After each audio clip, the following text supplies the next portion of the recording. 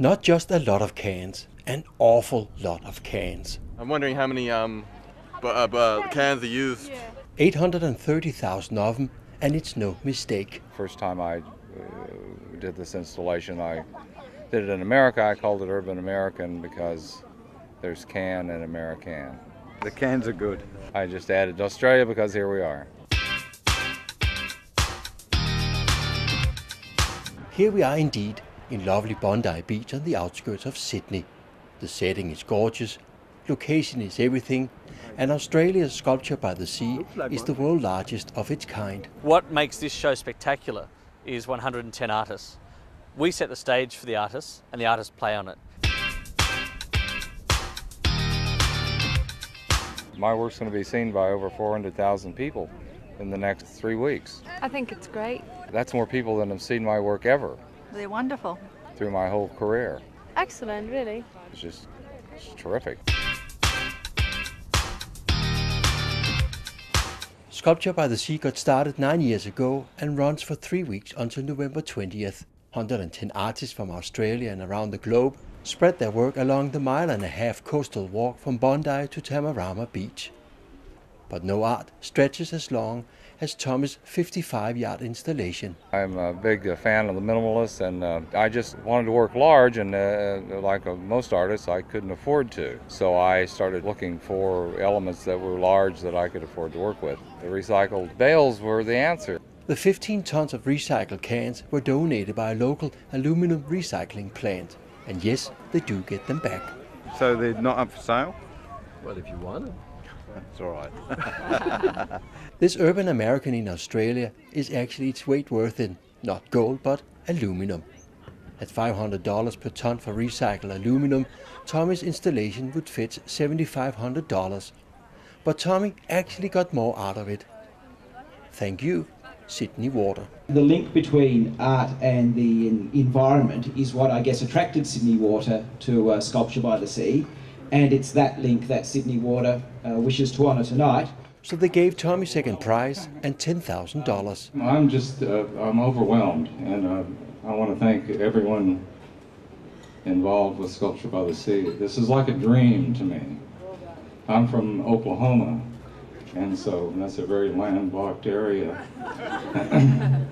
And this, I never knew there was a place this beautiful on Earth, and here it is.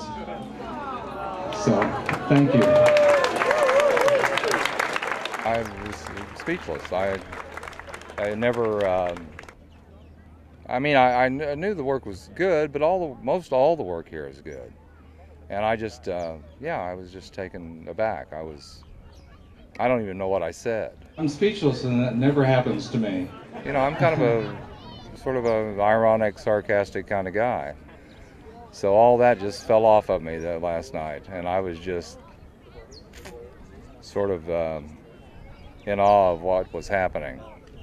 And it's a nice, it doesn't happen that often in your career as an artist, so it was like the ultimate experience.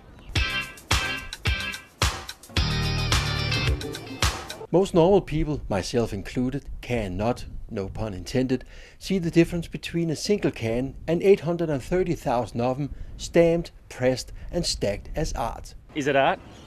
I think it's art to go and stack it all like that, yeah. As art, it doesn't really do it for me. It's good. Not my cup of tea. Well, everything's art, really, isn't it?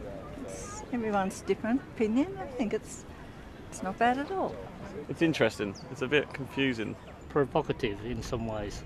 It sort of, gives you that feeling of wanting to know what it's about. I don't know. It invites discussion, it invites looking at things in a different way. So It initiates thought. Yeah, I think that comes up. A lot of it's not art, but that's art.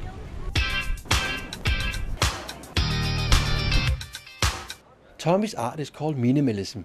That's an art form most of us get a minimum out of. Well, like Christo, who actually wrapped the coastline not far from here, I sort of have the same philosophy as he does. I like to do a large-scale installation and change the site, temporary site-specific, and then when it's taken away, they'll sort of tie this park with this work. even after it's gone. So it lives on in the imagination? Yes, and the advantage to that is that over time everything, you know, diminishes.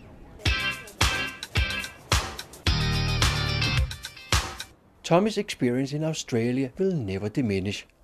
The Australians' appreciation of art has left an uncanny impression. I think Australia's what America used to be.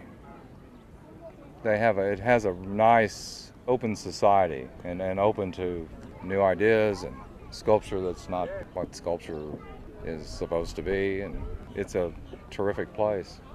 So you're bringing an awful lot back to Oklahoma from your trip here to Australia. Yeah, and I intend to rub it in to my fellow artist friends too.